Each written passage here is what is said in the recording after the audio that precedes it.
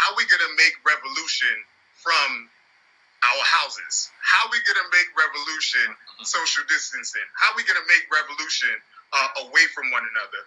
We have to be able to still get together, still talk, and utilizing the Zoom platform to have this Operation Power meeting is unprecedented.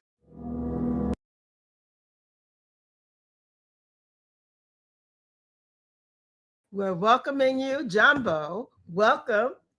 You are at the inaugural program of Operation Power, a voice for Black radical politics and revolutionary change. I'm your co-host, Inez Barron, and I'm joined with my husband. And I'm Charles Barron. This is my lovely wife of 42 years of a happily married Black man, 42 years of marriage. Brilliant, bold, Inez Barron. Thank you. And Charles Barron, for those of you who are joining us for the first time, is unbought, unbossed, one-of-a-kind revolutionary leader. And we're going to be talking about ourselves and our program in just a moment. But in our tradition, we always want to call on the ancestors. If we were in church, it would be the invocation. And in this gathering, we're calling it our libation. So we're going to ask our technician, who's Kiru Jakuru, if he wouldn't bring up that video of the libation at this point. Kiru?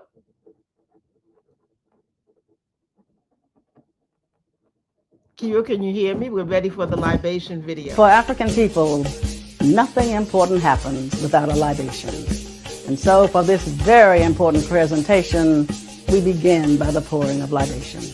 We pour libation first to our first ancestor, to that hidden one who, though hidden, manifests in all things as all things, that God-goddess idea in the universe by any and all names. To our first ancestor, we pour libation, Ashe.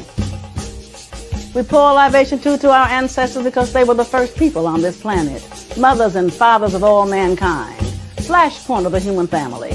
To those ancestors, we pour libation, Ashe. Pour libation too to our ancestors because they were the ones who first gave birth to the idea of civilization, knew we would need a form of governance, and they nurtured that idea along the Nile until it reached its zenith in Kemet. There they built these gigantic monuments as evidence of that great civilization, and they carved instructions on the walls of temples and tombs for us, so we would never forget. To those ancestors, we pour libation, Ashe. Pour libation too to our ancestors because over time they put together all the tenets of civilization and they took those ideas and left the continent. They were the people of the first Exodus. They left Africa and went all over the world and peopled the world. To those ancestors, we pour libation, Ashe. We pour libation too to our ancestors because they did not sit on their laurels. They continued to improve, continued to evolve, and at each point of evolution, they again would leave the continent and settle and resettle the planet. They met themselves coming and going. To those ancestors, we pour libation, Ashe. Pour libation too to those ancestors because over time, they found themselves the object of a forced exodus when they were kidnapped, shackled, cargoed, shipped out of Africa and enslaved in diasporas around the world. To those ancestors, we pour libation, Ashe. Pour libation too to the ancestors left at home, the very young, the aged, the infirm, left to reinvent themselves, depleted of us, human resources. But they were enjoined by us in the diasporas, both objects of a global myopia that ruptured the soul of a people as it ravaged a continent. To those ancestors, we pour libation, Ashe. Pour libation too to those ancestors because over time they began to remember who and what they were. Because no matter where they had been dropped off, they still retained bits and pieces of who and what they were. They retained that African core that described them. They began to remember bits and pieces of a song. They began to remember lines from a rhythm. They began to remember dances that they did in ancient times. They began to remember those ancient drum beats that they now beat out on bare skin. And so to those ancestors, we pour libation. I shave. Pour libation too to them, because they then began to teach each other. They began to resurrect and reconstruct that history and that culture. They became the new Africans wherever they were. They became the new teachers, preachers, archaeologists, the new singers, dancers, the new drummers, the new Jaliyah. They reconstructed that history and our culture and became new Africans everywhere. So to those ancestors, we pour libation. I shade. Pour libation to those ancestors, because they are the ones who pass that information on to us. And so we pour libation to those of you who will watch this presentation. Those of you who are the recipients of that pieced together history, of that reconstructed culture. To you, we pour libation. I shade. Pour libation too to our children and those yet to be born. For they are the ones that you must teach. And you can only teach if you know the history. So to you who are learning the history and are passing on that history, and to our children who are learning that history and will pass that history on to all eternity, but they will call your name in all eternity. To our children we pour libation. Ashe, Ashe, Asheo. For Thank you so much, Kiru. We believe that we need to always acknowledge our ancestors and have them a part of the gatherings that we have. And that's the purpose of our sharing that video with you. We're excited. Yes, we are. This is our inaugural program. We want to thank Black Power Media for extending an invitation to us to be a part of their dynamic group and the message that they're bringing to our people. We especially want to thank Brother Kalonji for asking us to make the opportunity available to us to be a part of this program. So we're excited to be with you. And we want to let you know a little bit about who we are. So I'm going to just give you a brief bio, and then Charles will share his. My name is Inez Barron. I do have an African name, and it is Kamara Baruti.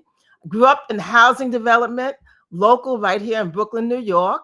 My parents were very much interested in making sure, even back in the late 40s, when I was born, 1940s, yeah, that I had a sense of my Blackness and a sense of a consciousness of God. So that was what they instilled in me.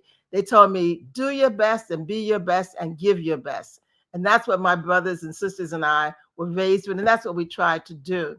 I went to Hunter College for my bachelor's degree, and my bachelor's is in physiology. At that time, I thought I'd be a physical therapist, but that changed. I did move on, and I became a teacher in the New York City Board of Education. I taught from 1967 through 2004. I had 18 years in the classroom, from pre-kindergarten through grade 8 math, and I had 18 years in administrative and supervisory positions, and I did retire as a principal. I became involved in being in the movement in an active capacity in 1960. My best friend Pam said, we're going to a demonstration. And that's what introduced me to being active in the movement. And I continued that work, and I joined the House of the Lord Church in 1975 because they were talking about Black liberation theology. And in 2020, we joined the Shrine of the Black Madonna again because of their theology. And in 2008, I went into the State Assembly, and I served 5 years there. And then from 2013 through 2020, I did serve in the New York City Council as a council member, following behind my husband, Charles Barron, who had been my predecessor. Well, thank you, Inez. And once again, we're excited about today. As a matter of fact, we wanted to use this as a time to introduce ourselves, to introduce Operation Power.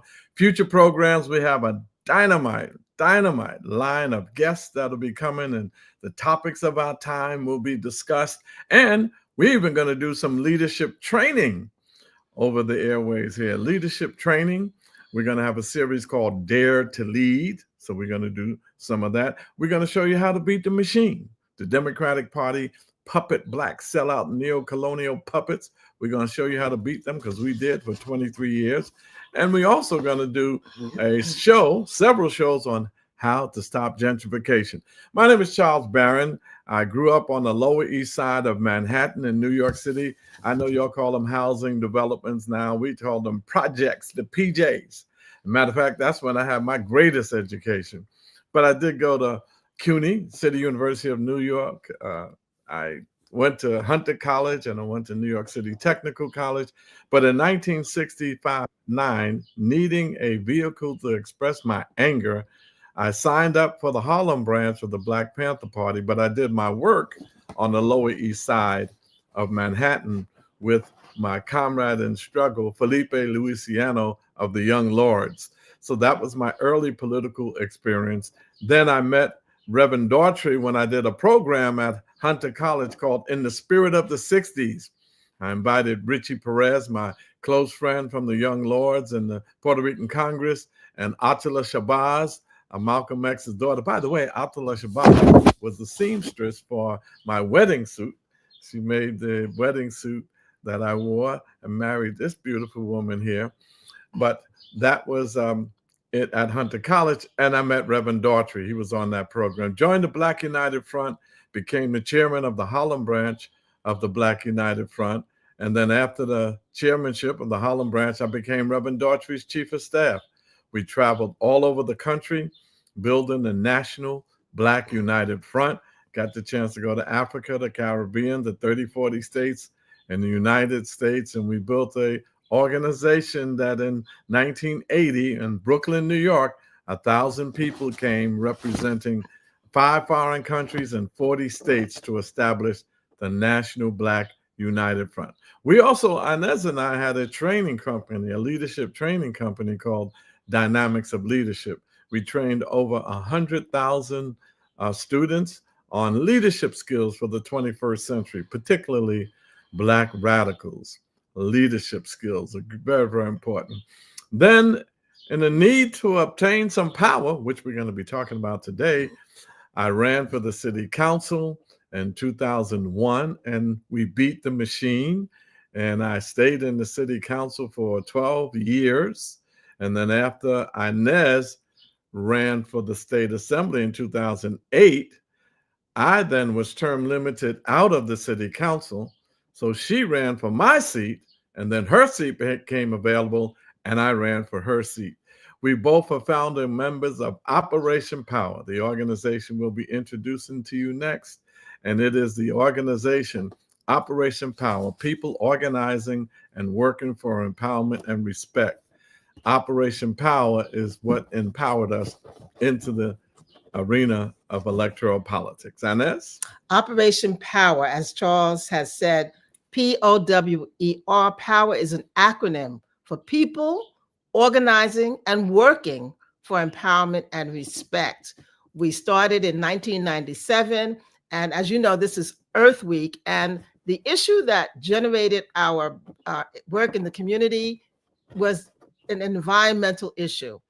There was a developer who wanted to build a hazardous incinerator in our community, which was going to release an excessive amount of particulate matter in a community where we already have health issues and where children are challenged with their asthma. They wanted to bring it in our community because they weren't able to get it approved in the white community. We organized, we started Enough, East New York United Front, a coalition of school people, parents, block associations, and organizations, and we demonstrated, and we were able to, through our coalition, have a legal arm of our group that found a clause in an old law which prevented them from building that incinerator.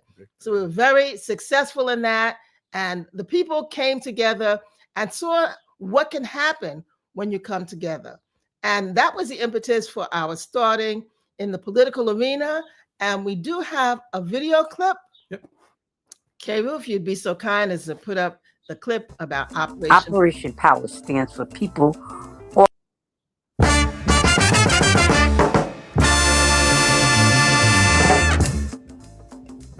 Operation Power stands for people organizing and working for empowerment and respect. Operation Power is a grassroots social justice organization founded by local community stakeholders, which includes activists, organizers, and leaders who understand that the system as it is currently structured is destroying us and our communities. The system, the capitalist system, one that promotes human greed over human need, one that promotes profit over people, needs to be dismantled. These local community organizers recognize capitalism needs to be destroyed and replaced with socialism. Operation Power was founded in 1997 with the understanding that uprooting capitalism needs to begin locally. Operation Power understood that our communities are the perfect vehicle to dismantle this parasitic capitalist system brick by brick, and the economic, political, and cultural institutions and other systems in place in our local community infrastructure. Whether it's the local school board, community board, city council, state assembly, all represents mechanisms to control the destiny of our people. In 1997, Operation Power launched the campaign Charles Barron for City Council that would lead to over 20 years of radical changes in the East New York community. These changes included over 20,000 units of housing affordable to our community, 3 $88 million schools, over $110 million secured and allocated for community parks, millions secured for library upgrades, and another $42 million for the construction of a new library. Cultural programs such as the Juneteenth celebration, Kwanzaa programs, and reinterment of Sankofa Park, securing thousands of jobs for local residents.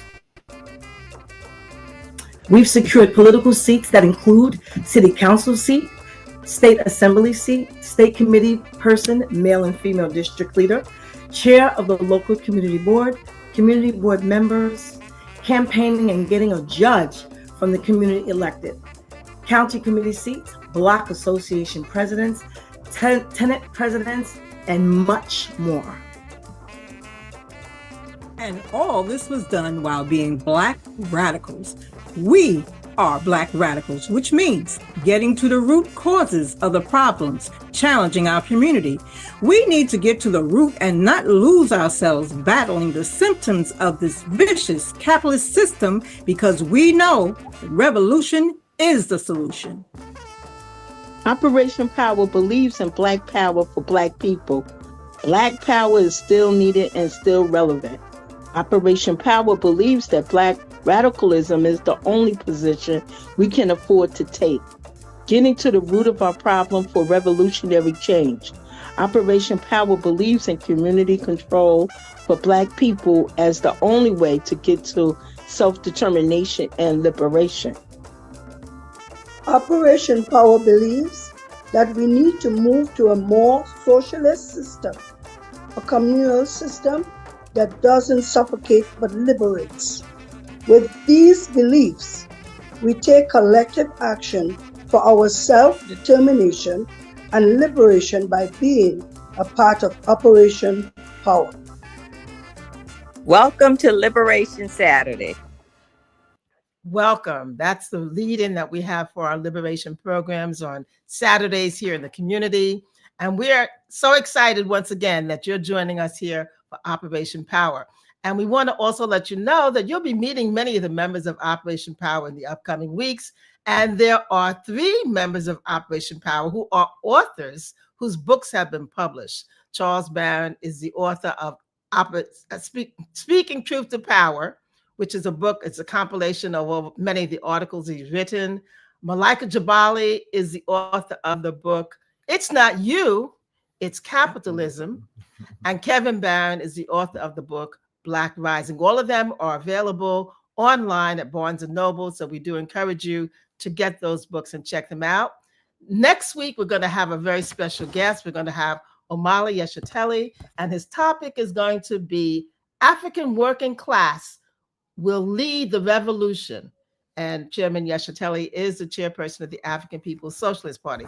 But today we're going to start our topic of power, the great equalizer. Power is the great equalizer. You know, in the 1960s, we said black power, still saying it now.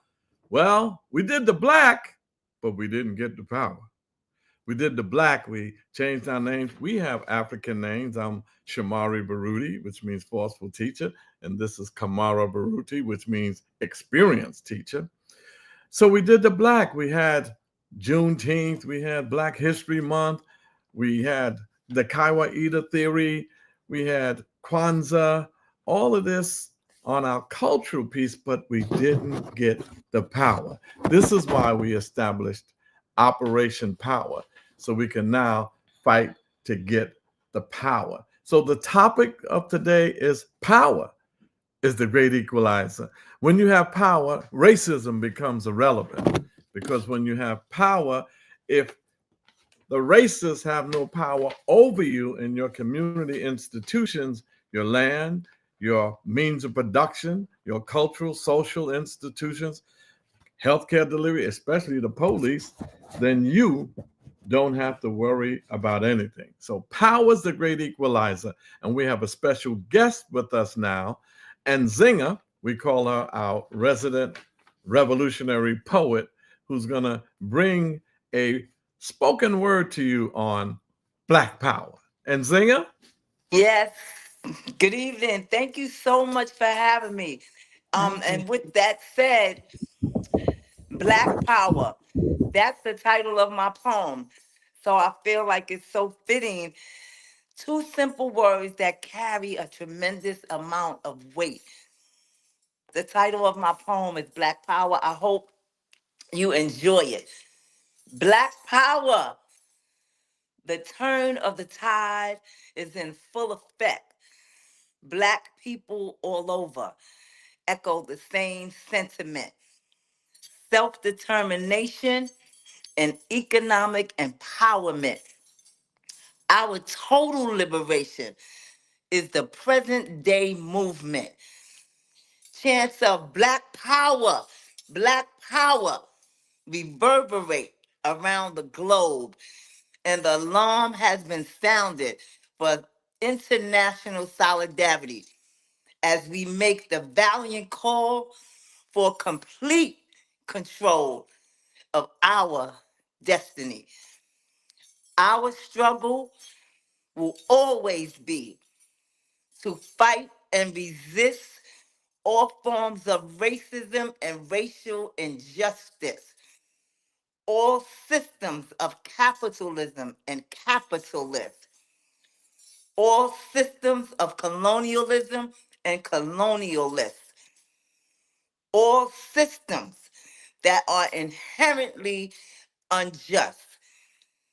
As we turn the tide and challenge all systems of oppression and dominance, it beckons the need for Black radical politics, a politics that prioritizes Black liberation and self-determination, that faces head-on systemic racism, that advocates for radical social and political change. We are not on our knees making this claim.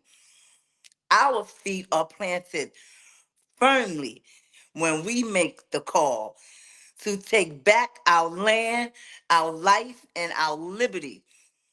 Everything the colonizer has stolen since slavery. Our fists are raised high in the air. Our chant is loud and it is clear. Black power, Black power, Black power. Thank you so much for having me. Sante Sana. Wow. Thank Love you for you. having me. Thank Hope you you. enjoyed it. Yes, very much so. Very much so.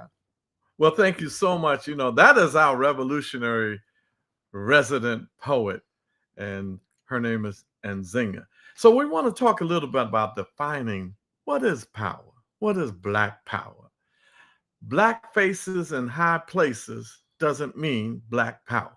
As a matter of fact, the Martin Luther King said that most of our leaders that ascend to these high-powered positions are put there by the white power structure. Martin Luther King called them manufactured leaders by the white power structure. And Martin Luther King said, this is why the masses are angry with them. So when you see power, power is not having the first Black president over a capitalist system. Power is not having Black faces on Wall Street to perpetuate economic exploitation in our communities. Black power is not having more Black police who'll bust you up in your head, sometimes more than the white police. Black power is not changing the complexion of representation in a capitalist system, but it is changing the direction of where the system is going and the dismantling of that system. So when we talk about Black power, we mean the ability to have control over the destiny of our beloved Black communities. That's what the Black Panther Party said in its first edict of the 10-point program. We want the power to determine the destinies of our Black and oppressed communities. We want control over all of the institutions that impact our lives. That's power. Let's not confuse the difference between power and influence. Power is when you have the ability to make the decisions in your own best interest, regardless of the resistance from others. Influence is when you have to scream, holler, protest, demonstrate to persuade those who do have the power to make decisions in your best interest. And sometimes you might succeed in getting others who have power to make decisions in your interest, but that's not power. That's influence. And this is what we did in our beloved East New York, Brooklyn. By the way, we're from Brooklyn, East New York. Love East New York. I love Brooklyn. Brownsville's right next to us, and Canarsie and East Flatbush are a part of our district in Brooklyn. But we looked at the city council and we said, wait a minute. There are 51 city council members, and the majority of them are Black, Latino, and Asian.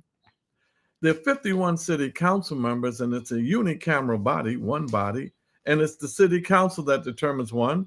The city council passes the budget, not the mayor. That's power. The city council determines what's going to be built on city-owned land, not the mayor.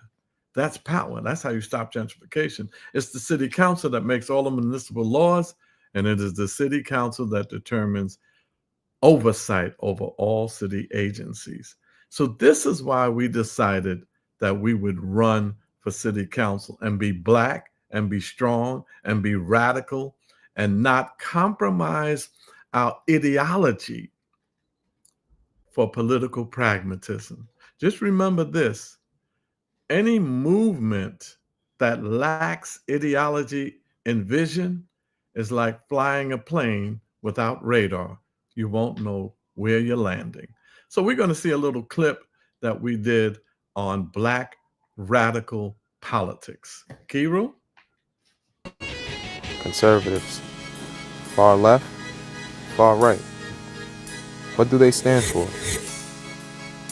Today I have the distinguished honor of interviewing one of the most outspoken and charismatic elected officials in New York City, Councilmember Charles Barron of Brooklyn's 42nd District. Now, I know about politics, but what are his politics? What's his stance? Is it true what they say? Is he a radical politician? What is radical politics? Explain to me what that is. You know, radical means getting to the root of the problem. And oftentimes we organize around symptomology, the symptoms of the root causes.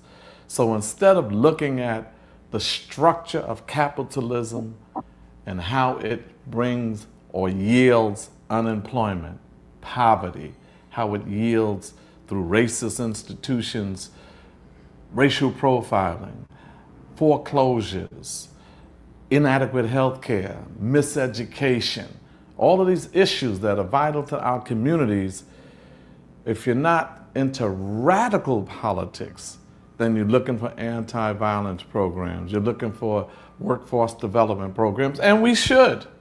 But if this machine over here is producing all of that, and you never look at the very fundamental structure of the system, you're gonna have a problem. I'll give you another example. They said that the economic crisis was caused by deregulation, that they didn't have regulations for Wall Street. Well, that's correct to an extent. But even when Wall Street was regulated, black people were still catching it. We still were unemployed to the tune of 40 and 50% our youth, and 10, 15, 20% in our communities. We still were on the bottom. We still had poverty.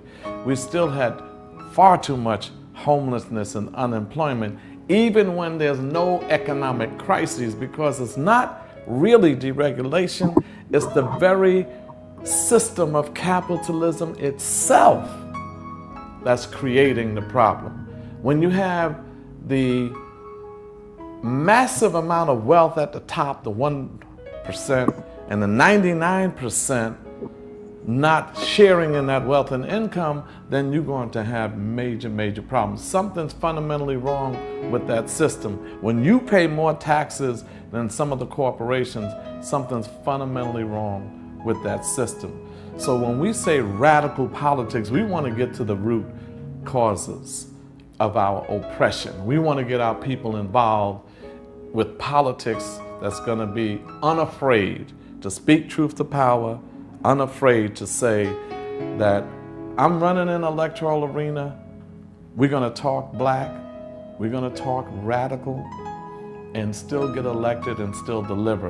And that's what we have been able to do. We should not be afraid of it. We have to redefine it for our people and raise their consciousness. Are you a radical politician? Absolutely.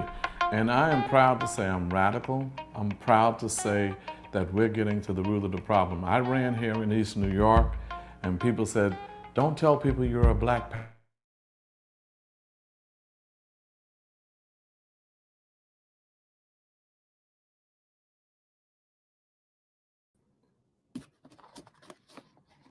Okay, we're going to continue. It looks like we have a little technical glitch here, but we're going to move on. That was the crux and the meat of that interview that was done, talking about what is radical. And radical, once again, means getting to the root of the problem, doing a deep analysis, understanding what are the factors that are creating the conditions that you're in, and not be distracted by the symptoms of what's wrong, but going deep and understanding what it is that the problem actually is. So a part of that being radical is speaking truth to power, confronting those issues that are obvious and that the emperor has no clothes on, and calling the emperor out and letting the people know. And we do have another video that we want to share with you. And it's a video where Charles is a member of the assembly in New York, and the governor has his State of the State address that he does annually. And this is his big platform. This is where he stands before thousands of people and tells them what his plans are and how great his accomplishments have been. And it's generally packed with people or his yes people. People are his contributors, people who are his supporters. And, you know, just a round of applause, applause, applause. Well, we have a video of Governor Cuomo making his State of the State address, and Charles Barron being bold, being uncompromised, being unbought and unbossed, confronts the governor in front of thousands of people and calls out his hypocrisy. So, Kiru, if you could cue that up for us. Fewer gun deaths in the state of New York, thanks to your good work. That is leadership. Fiscally responsible Democrats. That's okay. Okay, Assemblyman, let me finish and then you'll have your turn. Okay, everybody sees you and everybody heard you. Have a seat, Assemblyman. That's leadership. Fiscally responsible Democrats were brought. Okay, Assemblyman. All right, Assemblyman, sit down. All right. Everybody heard you. Everybody heard you, Assemblyman. Fiscally responsible Democrats, people said were impossible. Socially progressive Republicans, people said were impossible. These legislators acted responsibly, and we reached compromise, and we showed that that can happen. And we didn't listen to the zealots, and we didn't listen to the extremists, and we didn't listen to the naysayers.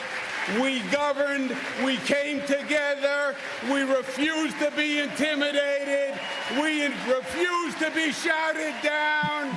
We said we are New Yorkers first, and we're gonna come together. I tell you that I'm so proud of my husband. You know what? He bit the bait. He said, as he shouted, "We will not, just because you yell doesn't mean you're right." And he's yelling. Go ahead, Inez. Yes, it's just a great occasion for the governor, so to speak. But Charles busted that up. No, we're not just going to sit here and be bumps. We're not going to rubber stamp what you say. We're not going to pretend that what you're saying is truthful, because the governor had said that he would not be. The governor had said that he. Oh, wait a minute.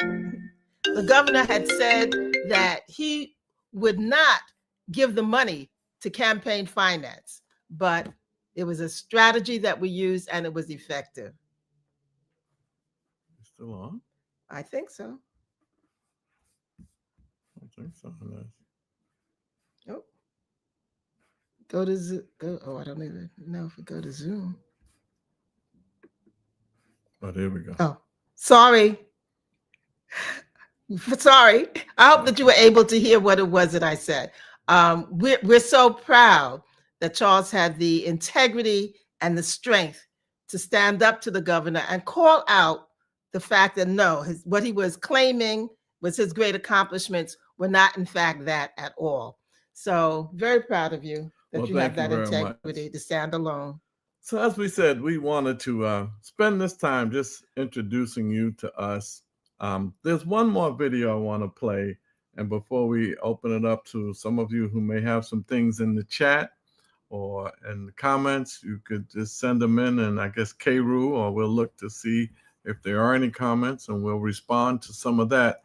But Inez had a very, very interesting moment in the city council. She ran for the speaker of the city council. And then oftentimes, people are afraid to take on the speaker. She knew that they were too scared to vote for her, but the speech she made in the city council on that day is historic. Kiru? If he doesn't have it, we can go to legacy. Oh, he does. Good. Thank you, Mr. City Clerk. It's time for a Black speaker. In challenging situations, for models and for inspiration, I look to historical figures in similar contextual circumstances. 46 years ago, the radical Shirley Chisholm became the first African-American woman to run for president. She said she ran because somebody had to do it first. In her book, The Good Fight, she says, quote, "I ran for the presidency despite hopeless odds to demonstrate the sheer will and refusal to accept the status quo," end quote. Mrs. Chisholm spoke about the revolutionary possibilities of electoral politics. When asked if more women, specifically Black women, should become involved in electoral politics, she said yes. Quote, women in this country must become revolutionaries. We must refuse to accept the old, the traditional roles and stereotypes. She said, quote, what made me decide for president was that I felt the time had come that a Black person or a female person could and should be president of these United States of America, not only white men. And I decided somebody had to get it started, end quote. Her sentiments expressed my feelings that it's our turn for a Black speaker. Some members of the Black, Latino, and Asian caucus said that they had a preference for a person of color as Speaker for the New York City Council. And there were several candidates. But when the Black candidates for City Council would not commit to come to this day when the nominations and selection for Speaker occur, it erased all possibility for a Black speaker. I had declined a request to run, and it was not my initial intention to be a candidate. But the realization that there would be a return to the structure that had so long dictated who the nominee would be created a void that compelled me to submit my name as a candidate. White men, white women, and a Latina had been speaker, but we have never had a Black speaker. In this, a city where Black, Latino, and Asian are the majority.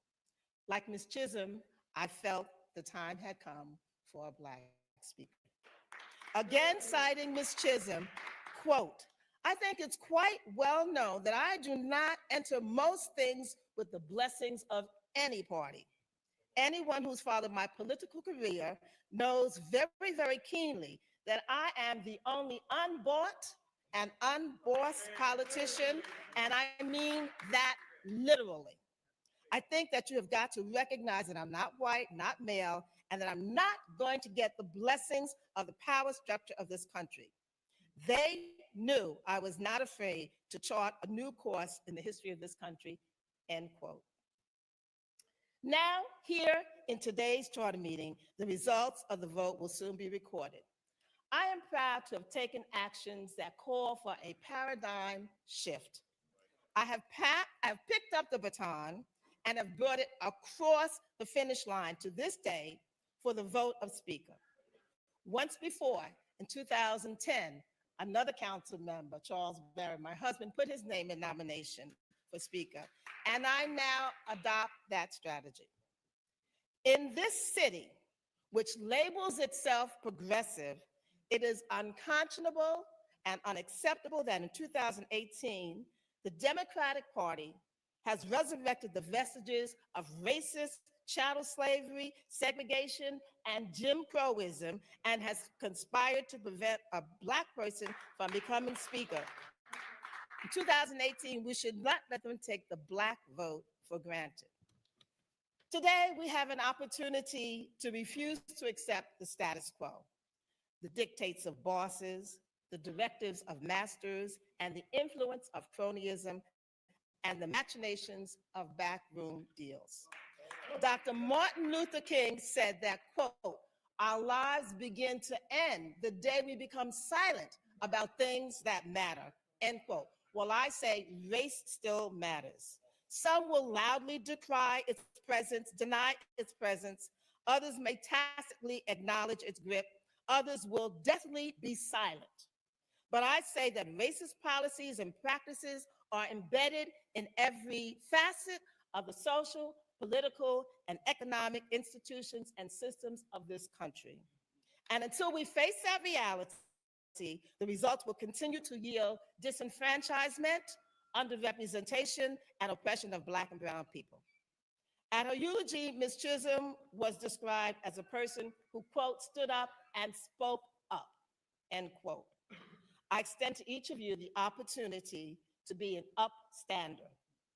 Irrespective of your vote today, I call on you to stand up now for the right to be a trailblazing, radical revolutionary. Irrespective of your vote today, I call on you to stand up for the right to call out racist policies. And irrespective of your vote today, I ask, are there any among you who will stand to support my right to be a nominee for Speaker of the New York City Council? Is there any? Is there one? Yeah, 4 people. Thank you. Okay. And with that, That was historic. You know, it was, we had a kick out of that. The blacks didn't stand up. Some of the whites stood up because what Inez was doing, two blacks stood up and the rest were whites. And you see how the white men were looking at Inez. They admired her. They knew that she was right. But we knew it's not about a black speaker because shortly after that, we did get a black speaker. Inez blazed the trail for a black woman to become a speaker. And she was a sellout sycophant controlled by, and that's Adrian Adams, who's running for mayor now, controlled by the real estate industry and controlled by Wall Street. But this was profound in that chambers because they never heard anything like that ever.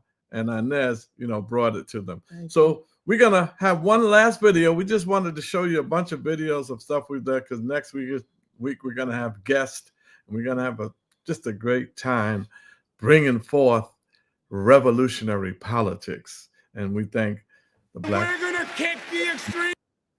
So now we're gonna show a video of legacy. K-Rule is the legacy video.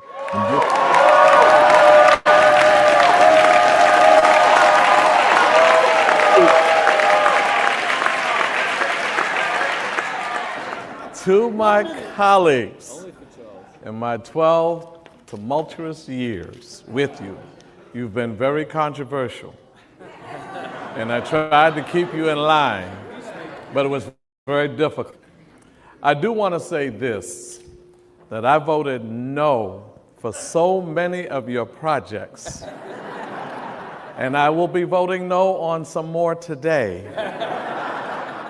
However, I do appreciate that when my projects came before you, you voted yes.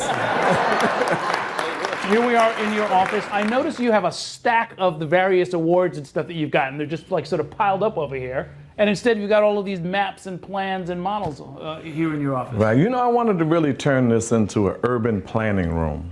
Because when I first came in, I had a vision for East New York. You know, East New York has a history of having burnt out housing, and arsonists burnt it down to get the insurance, and so that they could leave whites left, and blacks and Latinos now make up 80–90% of East New York. So we wanted to rebuild East New York with housing, with gardens, with parks, with new schools, and that's what you're going to see today. Okay, so we're here across from Linden Plaza, the Linden houses, this gigantic complex here. Mm-hmm.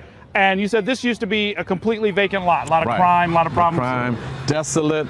They have to walk through this park to get to the train station across the conduit.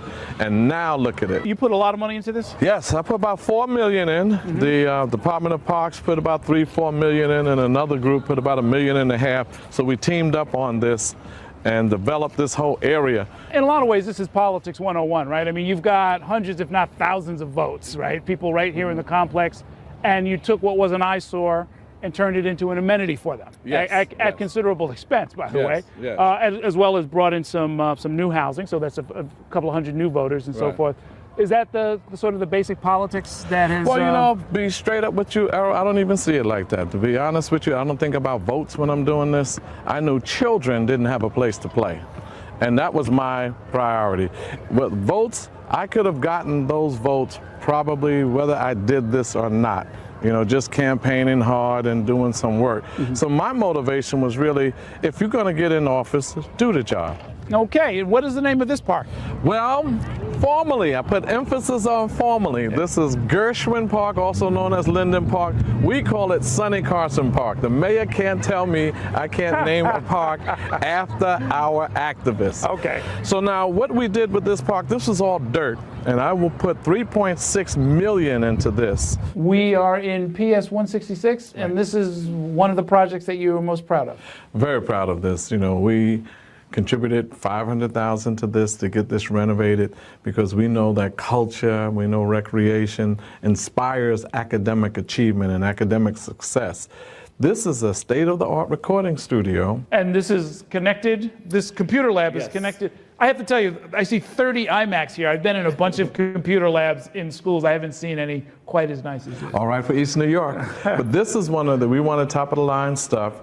They help them with their music theory, so it's not just them going in there and just messing around. They know what they're doing. And we're very proud of this. I have these kinds of science labs and computer labs in most of the schools in my district. One of the things we've learned from visiting some of your colleagues in the council is that when a council member says put millions in, that's often a multi-year process of trying to get it into a member item and then calling the agencies to make sure that they deliver. Exactly. That's why I'm concerned when people come in to take others' place in office. They better know how this process works, or else you can give out, if you're a politician, which I am not, I'm an elected activist. If you're a politician, then you spread your capital money around so much so you can get reelected, but then you don't have any projects built because it's not enough. So I get about $2-3 million in capital money. I put it all in one project. Okay, so this is the model. You showed us the model of this on the desk in your office, and this is the actual school, and it's just about ready to open, or is it open now? It's open. It's open, and we have a science in there. We have a writing school that's coming. It's high school and middle school, and this was an $80 million project. Okay, so where are we now? This looks like the center of a suburban mall, frankly. Right. What's this? You wouldn't even believe you were in East New York. This is the Elton Street corridor. This is the town center. A part of the planning was to be able to have mixed usage. If you see on the top, we have the solar panels because we want to bring down the energy cost. And then on the bottom is retail. So all along the corridor on the bottom of this, we're bringing in economic development to go along with the housing. You can't just bring people in and housing and not have places. They need a dry cleaners, they need a bagel store, they need places to work, you know. So I just wanted to come before you to say that I will always be black, radical, revolutionary.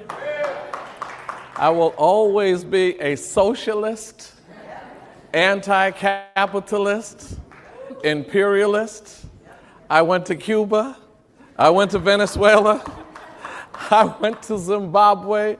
Brought the president to you and you didn't appreciate it.